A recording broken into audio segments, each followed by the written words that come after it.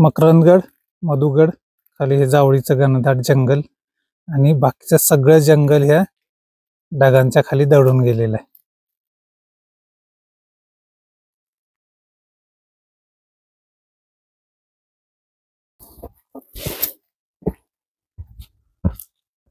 अतिशय सुंदर आणि खूप मोठं टाक आहे.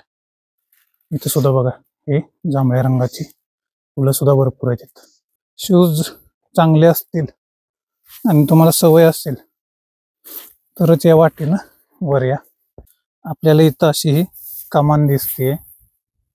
नमस्कार मंडळी, स्वागत आहे तुमचं आपल्या अजून एका नवीन व्हिडिओमध्ये. तर आज आपण आलेलो आहोत जावळी खोऱ्यामध्ये. तर आज आपण पाहणार आहोत जावळी खोऱ्यातील मधुमकरंदगड. तर सध्या आपण आलेलो आहोत मकरंदगडाचं बेस विलेज घोणसपूरला. घोणसपूरमध्ये आपण खाली गाडी लावलेली आहे. गाव तसं मोठं नाही, एक 15-20 घरं असतील गावामध्ये. आणि ते गावाच्या वरच्या बाजूला श्री मल्लिकार्जुन मंदिर आहे. तर गडावर जाण्याआधी आपण हे मंदिर पाहून घेऊया. तर हे आहे श्री मल्लिकार्जुन मंदिर. आपण आत जाऊन पाहूया.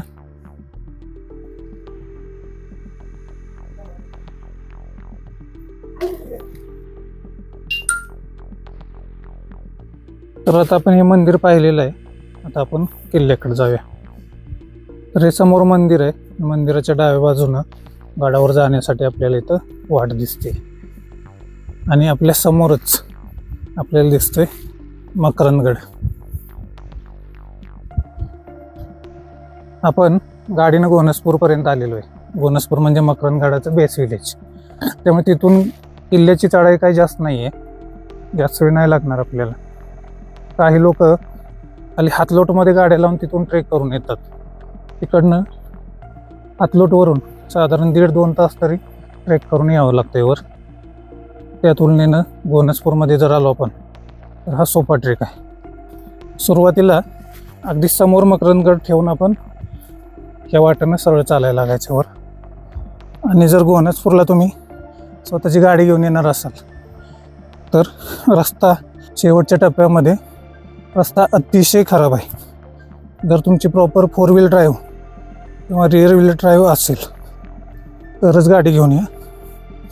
अन्यथा हातलोटमध्ये गाडी लावून ट्रेक करून वर या.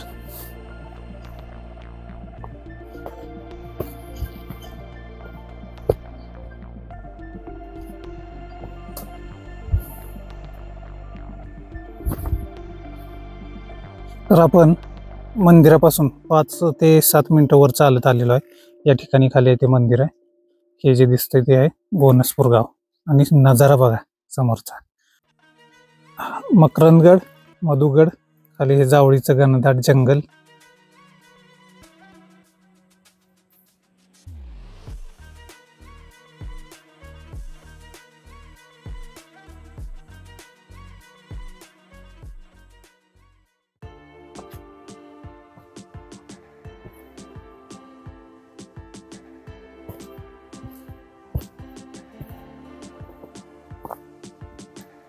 तर आता समोर मकरंदगड आहे आणि त्याच्या आता बाजूने आपला आता पुढं पायवाट गेलेली आहे. या पायवाटेने आपल्याला पुढं जायचं.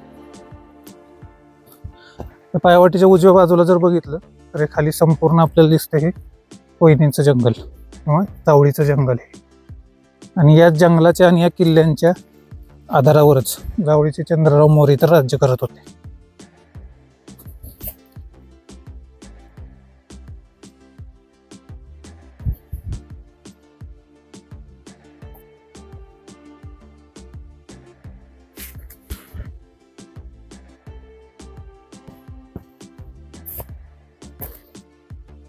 पुढं आल्यानंतर आपल्याला इथे गडाचे पहिला अवशेष थोडासा दिसायला सुरुवात होती. या ठिकाणी या पायऱ्या पाहायला मिळतात. कदाचित हाच गडाचा पहिला दरवाजा असू शकतो, कारण या ठिकाणी जर बघितलं आपण ते बुरुजासारखं इथं दगड रचलेले दिसतात आपल्याला. इथं पायऱ्या आहेत आणि या बाजूला सुद्धा एक बुरुजासारखीच रचना आहेत.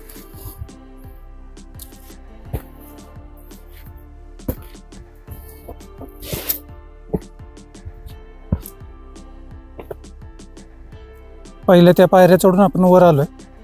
आल्यानंतर आपल्याला या ठिकाणी एक मूर्ती दिसते.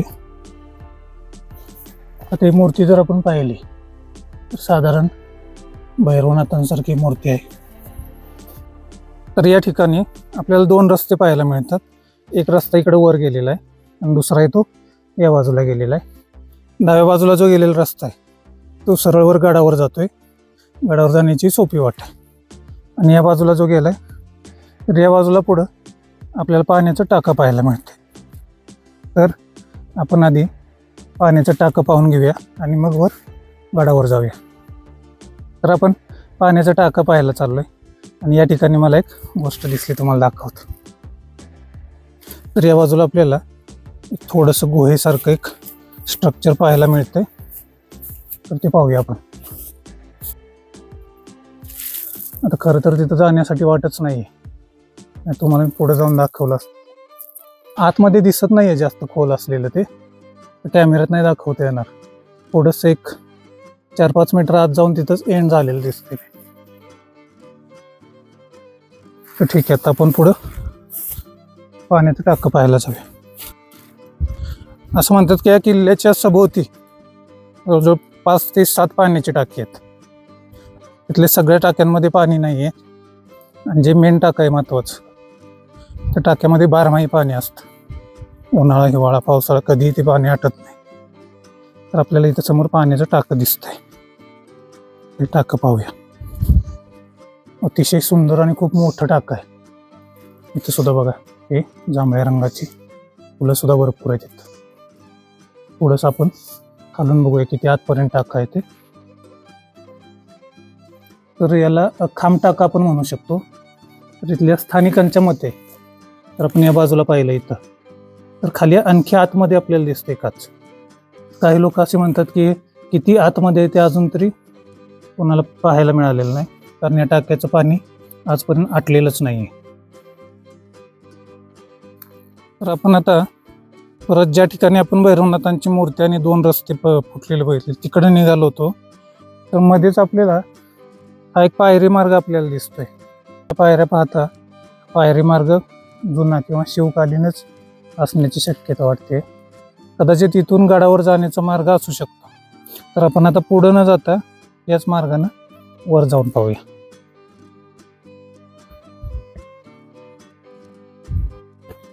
पुढे सुद्धा आपल्याला अशा पायऱ्या पाहायला मिळतात.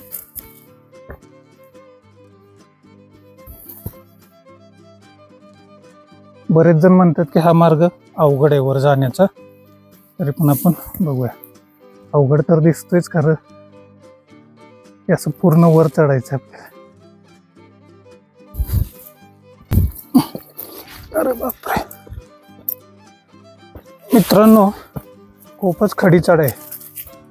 तुमच्याकडं शूज चांगले असतील आणि तुम्हाला सवय असेल तरच या वाटेनं वर या. इथून आपल्याला वर चढायचंय.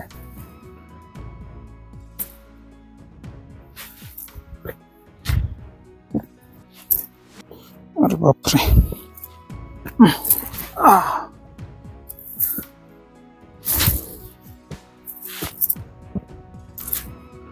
खाली पाहू शकता, खालचा नजारा दाखवतो.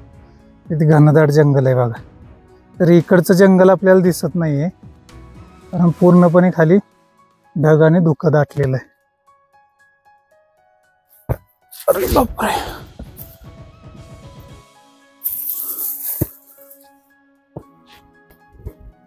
तुम्हाला आता इथून मगाचं पाण्याचं टाकं दाखवतो.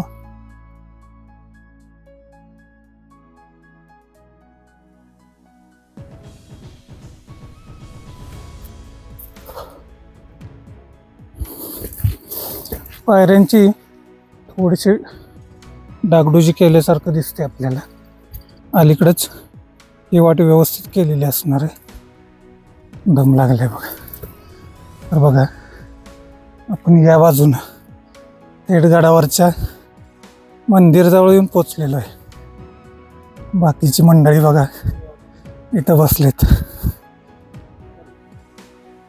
तर सध्या आपण गडावरील जे मल्लिकार्जुनाचं मंदिर आहे त्या मंदिरासमोर आहोत आणि जी आपण दुसरी जी वाट होती गडावर येणार ती या बाजूनं वर येते. तर आधी आपण मंदिर पाहून घेऊया. मंदिराच्या समोरच या ठिकाणी आपल्याला फणसाचं झाड दिसते आणि झाडाच्या शेजारीच या ठिकाणी शिवलिंग पाहायला मिळते. मंदिराच्या समोरच सभामंडपामध्ये नंदी महाराजांची एक मूर्ती आहे.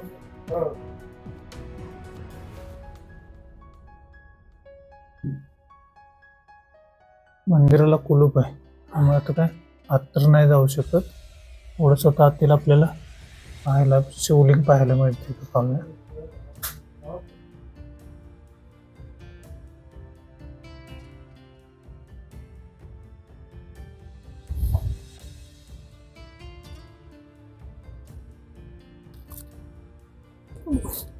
गडावरचा एरिया काय फार मोठा नाही आहे.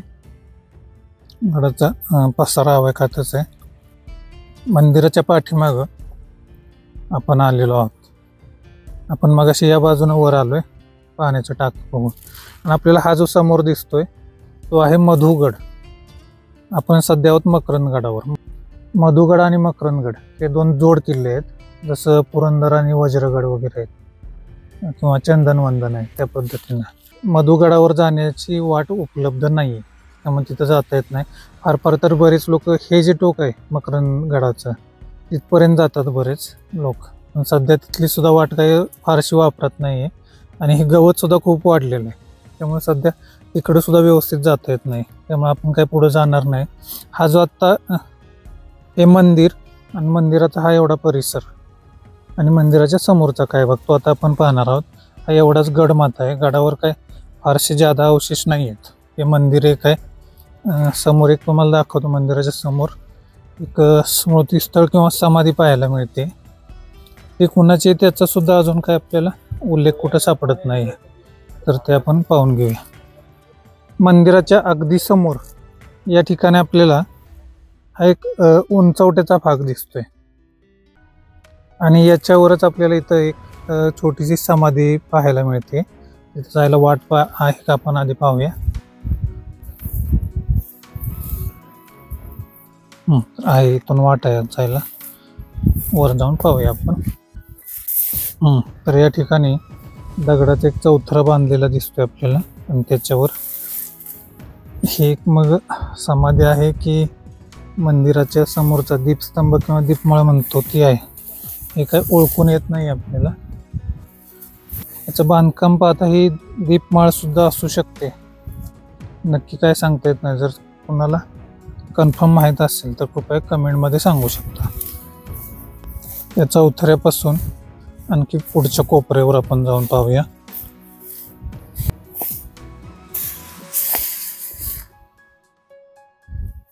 आपण आता गडाचा पूर्वेकडच्या बाजूला आहे. ही गडाची पूर्व बाजू आहे. खाली आपल्याला हे घोणसपूर गाव दिसतंय. ही समोर जी आहे ही महाबळेश्वरची डोंगररांग आहे आणि आता पूर्ण धुकं आहे खाली, त्यामुळे आपल्याला प्रतापगड दिसत नाही. नाहीतर इथं समोर आपल्याला प्रतापगड सुद्धा दिसतो. या बाजूला रसाळगड इकडे दिसतो आणि या बाजूला जी ही रांग गेली ती अशीच पुढं वासोटा ह्या बाजूला आहे. तर अजून सुद्धा खाली बघा धुकं आहे. धुक्याची चादर अजूनही खालची हललेली नाही आहे. आपण आता पुन्हा मंदिरासमोर आलेलो आहोत. तर आपण आता या वाटेनं खाली उतरणार आहे.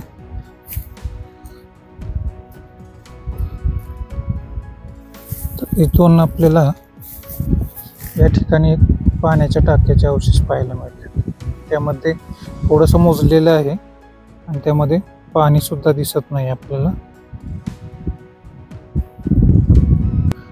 मंदिराच्या अगदी समोरच या ठिकाणी आपल्याला गडाच्या मुख्य दरवाजाचे काही अवशेष पाहायला मिळतात. या ठिकाणी आपल्याला पायऱ्या पाहायला मिळतात. या ठिकाणी पूर्वीचं कदाचित इथं महाद्वार किंवा महादरवाजा असू शकतो, त्याचे सुद्धा आपल्याला एका खांबाचे अवशेष पाहायला मिळतात. या बाजूला सुद्धा काही अवशेष इथं आहेत. तर आता इथून आपण गड उतरवायला सुरुवात करणार आहे. या गडावर अवशेष जरी जास्त नसतील बघायला, तरी हा गड भौगोलिक दृष्ट्या फार महत्त्वाचा होता. कारण गडाच्या उत्तरेकडे हातलोट नावाचं एक गाव आहे. कोकणातून देशावर येणारी एक हातलोट नावाची घाटवाट आहे, प्रसिद्ध आहे. आणि त्या घाटवाटेवर लक्ष ठेवण्यासाठी म्हणून हा किल्ला फार महत्त्वाचा होता. आणि ज्यावेळी शिवाजी महाराजांनी 1656 मध्ये जावळी प्रदेश ताब्यात घेतला, त्याच वेळी कदाचित हा सुद्धा किल्ला महाराजांनी ताब्यात घेतला असावा. गडावर जाणाऱ्या मुख्य वाटेवर आपल्याला इथं अशी ही कमान दिसते. ॲक्च्युली ही कमान म्हणजे या ठिकाणी चुन्याचा एक ढीग होता, चून खडकाचा. तर इथल्या गावातल्या खालच्या लोकांनी इथला चुना पोखरून त्यांच्या घराच्या कामासाठी घेऊन गेले होते. त्यामुळं इथला खालचा चुना नेला आणि वरचा तसाच राहिल्यामुळे इथं एक नैसर्गिक कमान असल्यासारखी ती तयार झाली. अशीच एक छोटी कमान आपल्याला या ठिकाणी सुद्धा पाहायला मिळते. तर आता आपली गडफेरी पूर्ण झालेली आहे.